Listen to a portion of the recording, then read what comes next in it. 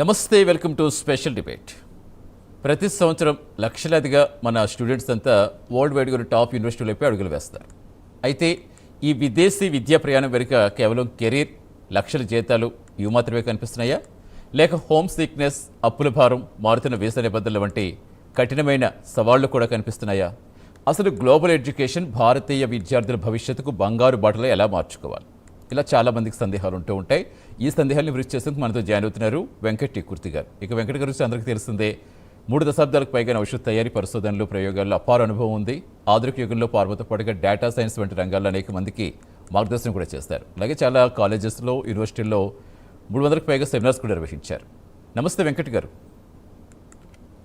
నమస్తే అండి. ఎస్ వెంకట్ గారు, సో మనం జనరల్గా స్టూడెంట్స్ గురించి ఎప్పుడు మాట్లాడుకునేదే అసలు, ఎందుకంటే మన ఇండియాలోనే ఐఐటి, ఐఐఎం లాంటి చాలా టాప్ యూనివర్సిటీస్ ఉన్నాయి. ఇవన్నీ కాదనుకుని ఎక్కువ మంది ఎందుకు ఫారెన్ స్టడీస్ మీద ఇంట్రెస్ట్ చూపిస్తున్నారంటే అక్కడ ఉన్న ఆ అట్రాక్టివ్ లైఫ్ స్టైల్ గురించా, లేకపోతే వేరే రీజన్స్ ఏమైనా ఉన్నాయనుకోవచ్చా? వేరే రీజన్స్ ఏమీ లేవండి. వాళ్ళు లెర్న్ లోకల్లీ, ఎక్స్పోజ్ గ్లోబల్లీ అనేటువంటి ఒక చిన్న కాన్సెప్ట్ మీద, ఆఫ్ కోర్స్ అమెరికా వచ్చేటువంటి ప్రతి ఒక్కళ్ళు ఇలానే ఆలోచిస్తారు. అంటే లెర్న్ లోకల్లీ, ఎక్స్పోజ్ గ్లోబల్లీ అనేటువంటిది ఫస్ట్ క్రైటీరియా. అండ్ సెకండ్ వచ్చేసరికి ఏంటంటే ఈ ఇంటర్నేషనల్ ఎక్స్పోజర్ ఉండటం వల్ల ఆటోమేటిక్గా వాళ్ళకి ఒక ఫేమ్ అనేది వచ్చేస్తుంది. అఫ్ కోర్స్ డబ్బులు కూడా వస్తాయి. కాబట్టి డెఫినెట్గా వాళ్ళందరూ కూడా మన అబ్రాడ్ వైపు చూస్తున్నారు, ఖచ్చితంగా వస్తున్నారు కూడా. కొన్ని లక్షల మంది అమెరికా వస్తున్నారు, కెనడా వస్తున్నారు, something like that. That's the main reason. ఏంటంటే వాళ్ళ యొక్క ఇంటెన్షన్ మంచిగానే ఉంటుంది. కాకపోతే ఇప్పుడు ఉన్నటువంటి మార్కెట్ సిచ్యువేషన్స్, టెక్నాలజీ చేంజెస్, దానికి తగ్గట్టుగా వాళ్ళకి మార్చుకోవాలి ఫస్ట్ ఆఫ్ ఆల్. అలా మార్చుకోకపోవటం వల్లే ఇప్పుడు ప్రస్తుతం చాలా సమస్యలు వచ్చేస్తాయి. ఎస్ సార్, అంటే అసలు మెయిన్గా ఫారిన్లో చదివితే ఏంటి మెయిన్ అవకాశాలు ఏమున్నాయనుకోవచ్చు? అంటే ఒకటి ఎక్స్పోజర్ అండి. మెయిన్ ఏంటంటే టెక్నాలజీ బేస్డ్ కంట్రీలో టెక్నాలజీని ఎలా నేర్చుకోవాలి అనేటువంటిది మెయిన్ మన యొక్క ఉద్దేశం. ఇప్పుడు టెక్నాలజీని, ఇప్పుడు suppose for example today we are more discussed about like Python programming గురించి మాట్లాడుతున్నాం అనుకోండి. ఒకప్పుడు మేము చిన్నప్పుడు లైక్ ఎంఎస్సి చదివే రోజుల్లో మాకు బేసిక్ ఒక ప్రోగ్రామింగ్ ఉండేది, ఫోర్ట్రాన్ లేదా కోబాలు ఉంది. ఇప్పుడు పిల్లలకి ఆ పేర్లు కూడా తెలియవు. వాళ్ళు ఎట్లా చెప్పేవాళ్ళు అంటే అసలు ఒక లాజికల్ థింకింగ్ డెవలప్ చేసేది. ఒక 3 నెంబర్లని కలపాలి అనుకోండి. ఇప్పుడు ఏబిసి అనే 3 నెంబర్లు కలపాలంటే మన బ్రెయిన్ మూడింటిని ఒకసారి కలపదు. ఏం చేస్తుంది? A+Bని కలుపుతుంది, ఒక నెంబర్ వస్తుంది. అంటే 2+3 5 వస్తుంది. ఆ తర్వాత ఇంకొక నెంబర్ కలుపుతుంది. అది బ్రెయిన్ అలా ప్రాసెస్ చేస్తుంది. సేమ్ థింగ్ కంప్యూటర్ కూడా అలా ప్రాసెస్ చేస్తుంది అనేటువంటి ఒక లాజికల్ థింకింగ్. ఆ లాజికల్ థింకింగ్కి మనం దూరం అయిపోయాము. అంటే ప్రస్తుతం స్టూడెంట్స్ దూరం అయిపోయారు. రెండవది ఏమిటంటే ఇవాళ ఏఐ గురించి ప్రతి ఒక్కళ్ళు మాట్లాడుతున్నారు. ఏఐ అనేటువంటిది మనం ఏది ఇచ్చినా సొల్యూషన్ ఇచ్చేస్తుందని. కానీ దానికి బ్యాక్ ఎండ్ అల్గారిథం ఉంటుంది. ఆ అల్గారిథం రాసేది ఎవరు? మళ్ళా మనుషులే. అల్గారిథం రాయడానికి ఏం కావాలి? More important is logical thinking కావాలి, మ్యాథమెటిక్స్ తెలియాలి. ఎందుకంటే కోడింగ్ జాబ్స్ అనేవి లేవు, అయిపోతున్నాయి, వాటి వల్ల కాదు అని చెప్తున్నారు అందరూ. మీరు ఎవరిని కదిలించినా కూడా ఇదే మతం, కోడింగ్ పోయింది అని చెప్తున్నారు. కానీ అవి ఎల్ఎల్ఎంస్కో అల్గారిథమ్స్కో వెళ్ళేటప్పుడు ఖచ్చితంగా వాళ్ళకి కావాల్సింది లాజికల్ థింకింగ్ కావాలి, మ్యాథమెటిక్స్ నాలెడ్జ్ కావాలి. ఇంకా అందుకని ఇప్పుడు కొత్తగా ఒక సబ్జెక్ట్ రావాలి, మ్యాథమెటికల్ ఇంజనీరింగ్ అనే పదం రావాలి. ఇప్పుడు ఫైనాన్షియల్ ఇంజనీరింగ్, డేటా ఇంజనీరింగ్ లానే మ్యాథమెటికల్ ఇంజనీరింగ్ అనేటువంటి ఒక కొత్త కోర్స్ అనేటువంటిది వచ్చేసి మెయిన్ ఫోకస్గా ఏంటంటే డిస్క్రీట్ మ్యాథమెటికల్ స్ట్రక్చర్స్ కావచ్చు, గ్రాఫ్ థియరీ కావచ్చు, లీనియర్ ఆల్జీబ్రా కావచ్చు, స్టాటిస్టిక్స్, ఇవన్నిటిని కూడా అప్లికేషన్ సైడ్ పట్టుకురాగలిగితే వాళ్ళు అల్గారిథమ్స్ రాస్తారు. అక్కడ ట్రెమెండస్ డిమాండ్ ఉంది. ప్లస్ ఈ ప్రోగ్రామింగ్లోకి వచ్చేటడికి ఇవాళ నేను C నేర్చుకుంటాను, లేకపోతే C++ నేర్చుకుంటాను, లేకపోతే ఇంకో జావా అనేటువంటి పదాలు మర్చిపోండి, అవసరం లేదు. ఫస్ట్ ఆఫ్ ఆల్ మనకి ఇవాళ ఏ టెక్నాలజీ అద్భుతంగా అన్ని చోట్ల ఉపయోగపడుతుందో ఆ టెక్నాలజీ. ఇప్పుడు suppose for example data engineering మంచిగా డిమాండ్ ఉన్నది. ఎందుకంటే డేటా ఈజ్ ఇంపార్టెంట్ కదా, ప్రతి కంపెనీకి డేటా ఉంటుంది. డేటా ఇంజనీరింగ్ కావాలనుకున్నప్పుడు వాళ్ళు ఏం నేర్చుకోవాలి? క్లౌడ్ బేస్డ్ అప్లికేషన్ నేర్చుకోవాలి. It may be like Azure కావచ్చు, మైక్రోసాఫ్ట్ కావచ్చు, GCP గూగుల్ ప్లాట్ఫామ్ కావచ్చు. ఆ తర్వాత వాళ్ళు Snowflakes it's a very powerful data ETL అనుకుందాం, అదే ఒకటి.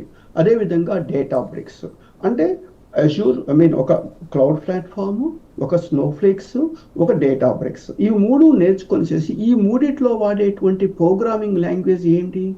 అక్కడ పైథాన్ ఉంటుంది, ఎస్క్యూఎల్ ఉంటుంది, స్కేలా ఉంటుంది, జావా ఉంటుంది. సో నేనైతే ఏం చెప్తాను, మనం అక్కడ ప్రోగ్రామ్ రాయాలి కాబట్టి పైథాన్ నేర్చుకోండి. ఇవాళ పైథాన్ ప్రతి చోట వాడుతున్నారు, ప్రతి చోట ఇస్ ఏ ఓపెన్ సోర్స్.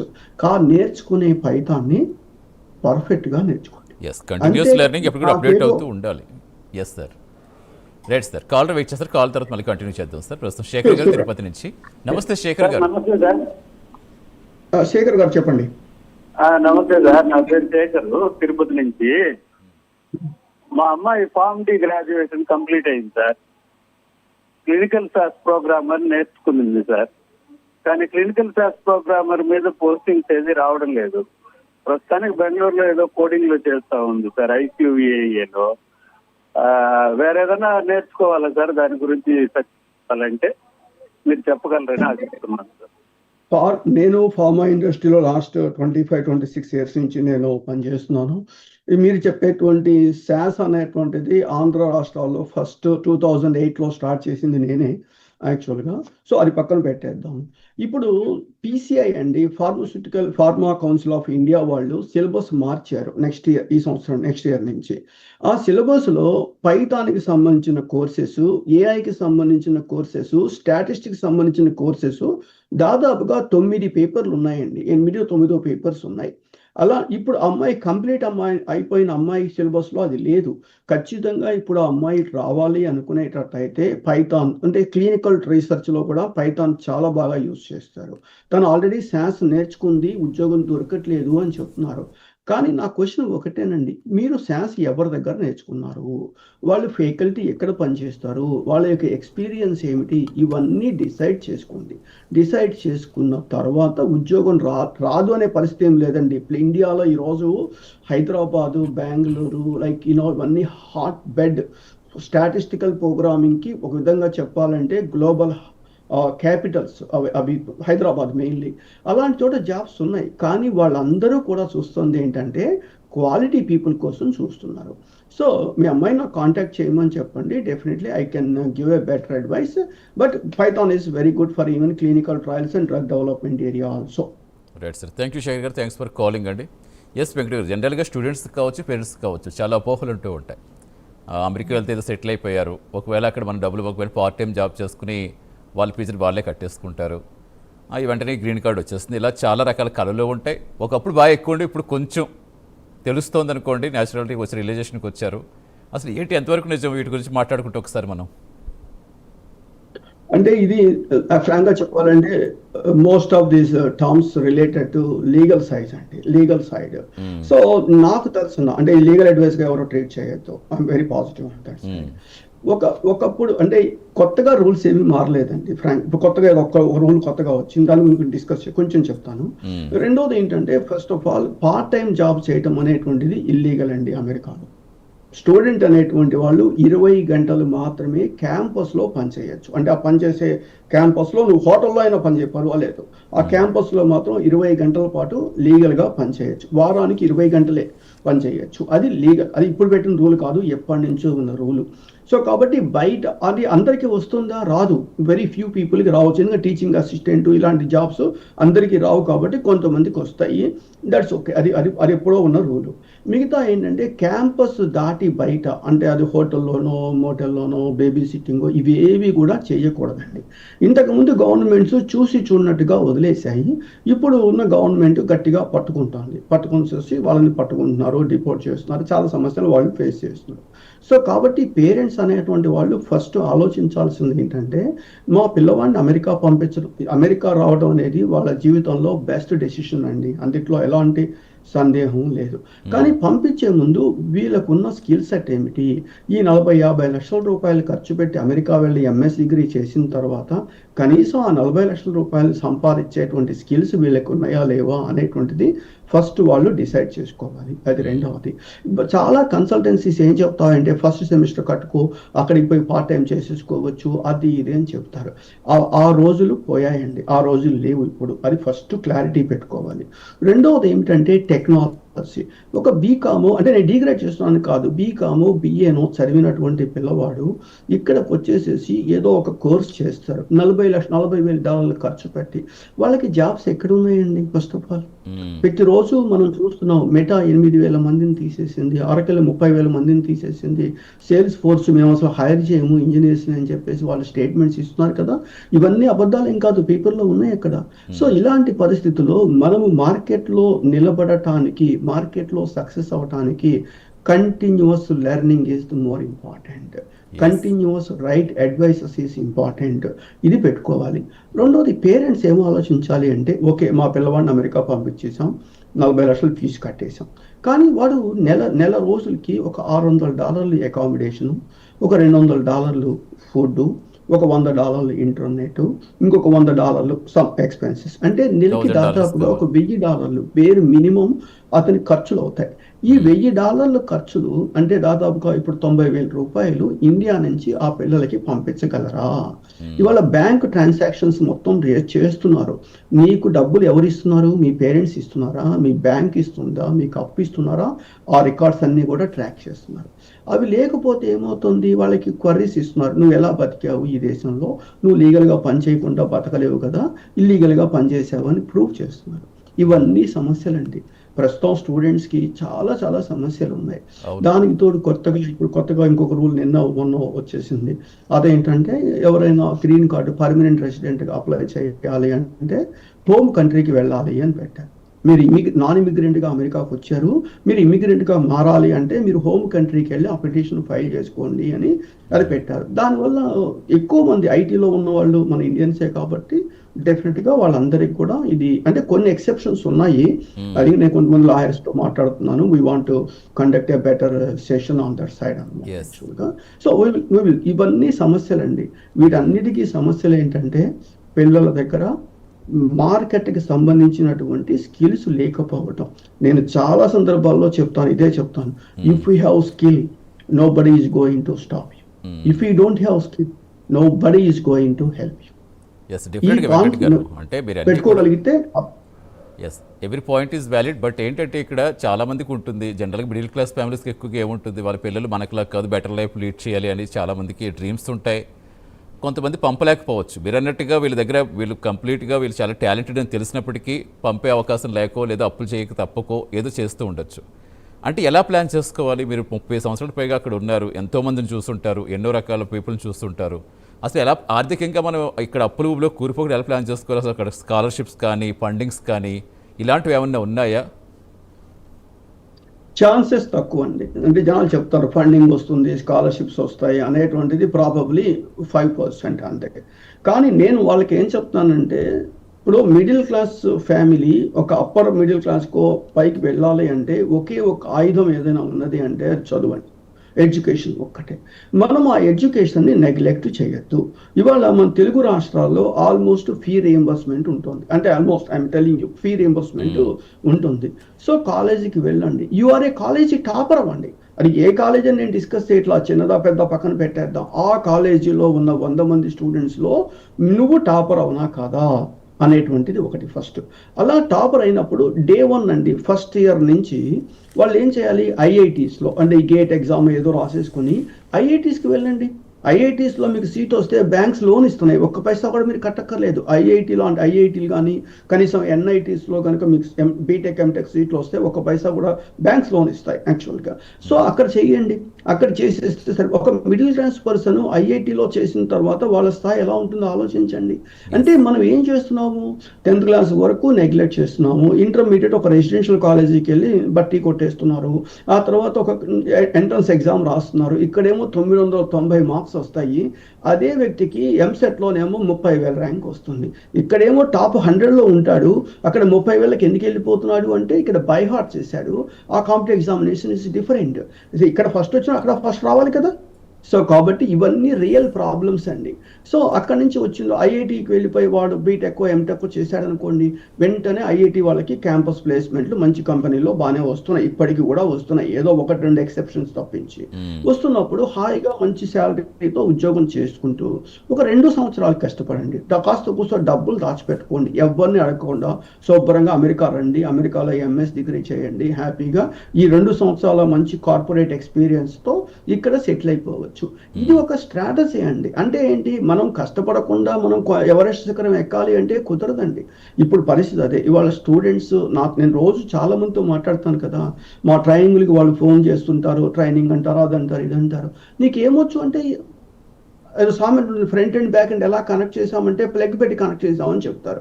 అలాంటి పరిస్థితులు వాళ్ళకి ఎట్లా అవుతుంది? ఫస్ట్ ఆఫ్ ఆల్ వాళ్ళ పాపం ముందుకి వెళ్ళలేరు, వెనక్కి వెళ్ళలేరు. ఇక్కడేమో వీసా, ఉద్యోగాల ప్రాబ్లమ్స్, వెనక్కి వెళ్తేనేమో 40-50 లక్షల అప్పులు, ఈ ప్రాబ్లమ్స్ మధ్యలో వాళ్ళు చాలా ఇబ్బంది. వీటన్నిటికీ మెయిన్ కారణం ఏంటంటే పర్ఫెక్ట్ ప్లానింగ్ లేకపోవడం. ఆ ఫైనాన్షియల్ ప్లానింగ్ లేకపోతే మాత్రం కొంచెం ఇబ్బందులు అనేవి ఖచ్చితంగా ఉంటాయి. డెఫినెట్గా. అంటే ఓన్లీ అకాడమిక్ మార్కులే సరిపోవు, డెఫినెట్గా ప్రొఫెషనల్ స్కిల్స్ కావచ్చు, ప్రొఫెషనల్ నెట్వర్కింగ్ కావచ్చు, కమ్యూనికేషన్ స్కిల్ కావచ్చు, వీటిలో కూడా చాలా ఇంప్రూవ్మెంట్ ఉండాలి. అట్ ద సేమ్ టైం వాటిని మనం బ్యాలెన్స్ చేసుకుంటూ వెళ్ళాలి. అలాగే అక్కడ లోన్లీనెస్ ఉంటుంది, మెంటల్ స్ట్రెస్ ఉంటుంది, ఫ్యామిలీ దూరంగా ఉన్నామని ఫీల్ అవుతూ ఉంటారు, ఈ జాబ్ సెర్చింగ్ ఉంటుంది. ఇదంతా కూడా ఒక రకమైన, అంటే వాటిని ఎదుర్కోవాలంటే ఎలా ఉండాలంటారు స్టూడెంట్స్ అక్కడ? మీకు చిన్న ఎగ్జాంపుల్ చెప్తానండి. 2 బండలు ఉన్నాయి. 2 బండలు తీసుకొచ్చి ఒక చోట పెట్టారు. ఒక బండనేమో కొన్ని 100,000-1,00,000 ఉలి దెబ్బలు కొట్టి ఒక దేవుడి విగ్రహాన్ని తయారు చేశారు. ఇంకొక బండని జస్ట్ అలా సాఫ్ చేసి పెట్టేశారు. ఈ గుళ్ళోకి వెళ్ళే వాళ్ళు ఈ బండనేమో తొక్కుకుంటూ వెళ్తారు, ఆ బండకేమో నమస్కారం పెడతారు. ఇవాళ మనకున్న ప్రాబ్లమ్స్ ని మనము ఫేస్ చేయగలిగితేనే మనము సక్సెస్ అవుతాం. రాయి అడుగుతుంది, నీకు దండం పెడుతున్నారు, నన్నేమో తొక్కుకుంటూ వెళ్ళిపోతున్నారు అంటే నేను ఇన్ని దెబ్బలు తిన్నాను కాబట్టి నన్ను రెస్పెక్ట్ ఇస్తున్నారు అని చెప్పేసి. ఇవాళ స్టూడెంట్స్ కూడా మీరు చెప్పేవన్నీ దెబ్బలే. ఆ దెబ్బలన్నీ వాళ్ళు భరించాల్సిందే, అప్పుడే వాళ్ళు సక్సెస్కి వెళ్తారు. అలా మేము భరించలేము అనుకుంటే నేను ఇంక చెప్పాను కదా, అదే పరిస్థితి. అదే కరెక్టే సార్. ఇప్పుడంటే ఎక్కువగా అమెరికా మీద ఇంట్రెస్ట్ చూపిస్తారు. అమెరికా ఉంటుంది, యూకే ఉంటుంది, జర్మనీ ఉంటుంది, కెనడా ఉంటుంది. బట్ ఎక్కడికక్కడ చేంజ్ అయిపోతుంది, ఇమిగ్రేషన్ రూల్స్ అన్ని చేంజ్ అయిపోతున్నాయి. అసలు ఏ కంట్రీ ఎలాంటి ఆఫర్స్ ఇస్తుంది, ఎక్కడికి వెళితే కెరీర్ పరంగా సెక్యూరిటీ కూడా ఉండాలి అంటే అసలు పిల్లలకి ఉన్న ఆప్షన్స్ ఏమని చెప్పుకోవచ్చు మనం? నేనైతేనండి first of all like I went to couple of countries. నేను మొత్తం ప్రపంచం తిరిగానని నేను చెప్పను, కానీ I went to Germany and 90% ఏంటంటే 90 కాదండి 100% America is the best country. ఏదో 1-2 ఇన్సిడెంట్ ఎక్కడో జరిగాయి అంటే అది పక్కన పెట్టండి, ఇండియాలో రోజు జరుగుతూనే ఉంటాయి, అది వేరే విషయం. సో కాబట్టి అమెరికా ఒక land of opportunities. America is a immigrants country. ఇక్కడ చాలా బాగుంటుంది, అంటే ఎంత బాగుంటుంది, లివింగ్ స్టాండర్డ్స్ కావచ్చు, మనిషికి రెస్పెక్ట్ కావచ్చు, అంతా చాలా బాగుంటుంది. అమెరికా డెవలప్ అయింది అంటే ఒక్క బేసిక్ ప్రిన్సిపల్ అండి, మనిషిని మనిషిగా గౌరవించడం. మిగతా ఏవి కాదు. అమెరికా డెవలప్ అదొక్కటే రీజన్. అక్కడ వాళ్ళు మన రోడ్డు మీద వెళ్తుంటే వాళ్ళు ఏం చేసిన, hey how are you doing, how is your day అని నవ్వుతూ పలకరిస్తారు, రెస్పెక్ట్ ఇస్తారు, అంత రెస్పెక్ట్ ఉంటుంది. సో కాబట్టి అదే ఇప్పుడు జర్మనీ వెళ్ళారనుకోండి, కొంచెం రేసిజం ఉండొచ్చు, లేకపోతే ఇంకోటి ఉండొచ్చు. ఆస్ట్రేలియాలో ప్రాబ్లం ఉంది, న్యూజిలాండ్లో ప్రాబ్లం ఉంది, యూరోప్లో ప్రాబ్లమ్స్ ఉన్నాయి, కెనడాలో మొన్న మధ్య చాలా ఇష్యూస్ అయినాయి. అంటే ప్రతి దేశంలో కూడా ఇష్యూస్ ఉన్నాయండి. కానీ మనము చదువుకోవటం కోసం వెళ్తున్నప్పుడు పర్ఫెక్ట్గా చదువుకొని మనకి ఒక దాన్ని ఉంటారంటే థర్డ్ ప్రాసెస్ ఉండకూడదు. ఆ థర్డ్ ప్రాసెస్ ఏంటి, వాళ్ళ ఇండియా నుంచి అమెరికా వచ్చే పిల్లవాడి యొక్క థర్డ్ ప్రాసెస్, నేను అమెరికాలో సెటిల్ అయిపోవాలి. మొన్న ఎప్పుడో ఒక అమ్మాయితో మాట్లాడాను, షీఈ్ ఫ్రమ్ గుంటూరు ఏరియా. ఆ అమ్మాయి చెప్తోంది వాళ్ళ parents is very small family, వ్యవసాయం చేసుకుంటూ ఉంటారు, లైక్ చాలా ప్రాబ్లమ్స్. అమ్మాయి అడుగుతుంది, నేను ఇండియా వెళ్ళను సార్, నేను వెళ్ళే ఉద్దేశం నాకు లేదు, నాకు అవకాశం ఇంట్లో జాబ్ దొరకట్లేదు, ఒకవేళ దొరికి అంత చేస్తే మా అమ్మని ఇక్కడికి తీసుకొచ్చేస్తాను అనే పరిస్థితిలో చెప్తున్నారు. కానీ అంటే ఏంటి, అమెరికా వచ్చిన రోజే వాళ్ళు డిసైడ్ చేసుకున్నారు, oh we want to stay in this country. అందుకని ఇప్పుడు ట్రంప్ ఏం చేశాడు, 485 ఫైల్ చేయాలనుకుంటే మీరు మీ బ్యాక్ కంట్రీకి వెళ్ళిపోయి అక్కడ ఫైల్ చేయండి అని చెప్పారు. ఆ ఫైల్ చేసేటప్పుడు ఏమవుతుంది, నేను చెప్తున్నాను కదా 221G నాకు ఇచ్చారండి. 99లో నేను వీసా కాన్సులేట్ చెన్నైకి వెళ్తే నా పాస్పోర్ట్ మీద ముద్ర వేశారు, యాంటీ ఫ్రాడ్ యూనిట్కి మన అప్లికేషన్ పంపించాము అని చెప్పేసి. Okay. లక్కీగా ఏంటంటే నావేమీ ఫ్రాడ్ ఏమీ లేదు కాబట్టి విత్ ఇన్ 15-20 డేస్లో నాకు క్లియర్ అయ్యి నాకు వీసా వచ్చింది. నేను 99లో అమెరికా వచ్చేసాను. Right, ఇవాళ 221 వచ్చిందంటే ఏంటి పరిస్థితి? అసలు ఎంతో వెరిఫికేషన్ అయిపోతుంది, అక్కడ yes. రాకపోవచ్చు. ఇవన్నీ Yes. ఇష్యూస్ అండి. ఈ ఇష్యూస్ అన్నీ కూడా స్టూడెంట్స్ ఫేస్ చేస్తున్నారు. కొంచెం బాధాకరం. అందుకని వాళ్ళకి నేను ఒకటే చెప్తాను, ఈరోజు ఒక ప్రోగ్రామ్ పర్ఫెక్ట్గా నేర్చుకోండి, ఒక్కటి Right. నేర్చుకోండి. దాన్ని బేస్ చేసుకొని డేటా సైన్సా, డేటా ఇంజనీరింగా, రోబోటిక్సా, సైబర్ సెక్యూరిటీ, వీటికి స్టెప్ చేయండి. ఫస్ట్ స్టెప్ కష్టంగానే ఉంటుంది, ముందు కానీ మనకి clarity సెకండ్ స్టెప్ ఉండాలి. రీచ్ అవడానికి అదే first step. Right sir, clarity మనకు ఉండాలి. ఎస్ సార్, నాగశ్రీ గారు వెయిట్ చేస్తారు గుంటూరు నుంచి. నమస్తే నాగశ్రీ గారు. నమస్తే అండి. నమస్తే అండి, చెప్పండి. హలో. అదే యాక్చువల్గా నేను బీఫార్మసీ కంప్లీట్ చేశానండి. సో ఇప్పుడు పైథాన్ ఫార్మసీ స్టూడెంట్ నేర్చుకోవచ్చా? ఆపర్చునిటీస్ వస్తాయా ఫార్మసీ స్టూడెంట్స్ కి? బి ఫార్మసీ వాళ్ళకి పైథాన్ నేర్చుకోవచ్చా అంటే, బి ఫార్మసీ పిల్లలకి కొన్ని నిజాలు చెప్పాలి. ఒకటి, 2002 తర్వాత a pharmacy graduate is not eligible to take NAPLEX examination. NAPLEX examination అంటే అమెరికాలో రిజిస్టర్డ్ ఫార్మసిస్ట్ అవడానికి ఒక ఎగ్జామ్ ఉంటుంది. ఆ ఎగ్జామ్ రాసేందుకు అర్హతే లేదు. ఫస్ట్ అది గుర్తుపెట్టుకోండి. రెండోది ఏమిటి, వీళ్ళకున్న ఆపర్చునిటీస్, డ్రగ్ సేఫ్టీ కావచ్చు, క్లినికల్ ట్రయల్స్ కావచ్చు, ఫార్మకో విజిలెన్స్ కావచ్చు, ఎక్సెట్రా, మొత్తం పేపర్ మీద పెట్టుకొని ఎక్కడ అవకాశాలు ఉన్నాయని చూసినట్లయితే ఈ క్లినికల్ ట్రయల్స్, డ్రగ్ డెవలప్మెంట్లో ఆపర్చునిటీస్ ఉన్నాయి డెఫినెట్గా. అవి కావాలనుకుంటే ఈ శాన్స్ ప్రోగ్రామింగ్ కావాలి, పైథాన్ కావాలి, లేక ఆర్ ప్రోగ్రామింగ్ కావాలి. అందుకని PCI pharmacy council of India ఈ కొత్త సిలబస్ చూడండి, ఇప్పటి నుంచి స్టార్ట్ అయ్యే సిలబస్లో ఎన్ని AI పైథాన్ కోర్సెస్ ఉన్నాయంటే 6 పేపర్స్ ఉన్నాయి, 6 పేపర్స్ ఉన్నాయి. అంటే PCI కూడా రికగ్నైజ్ చేసింది ఫార్మసీ పిల్లలకి పైథాన్ AI లేకపోతే కష్టము అని చెప్పి రికగ్నైజ్ చేసింది. కానీ అయిపోయినటువంటి పిల్లలకి ఆ సిలబస్ లేదు కదా.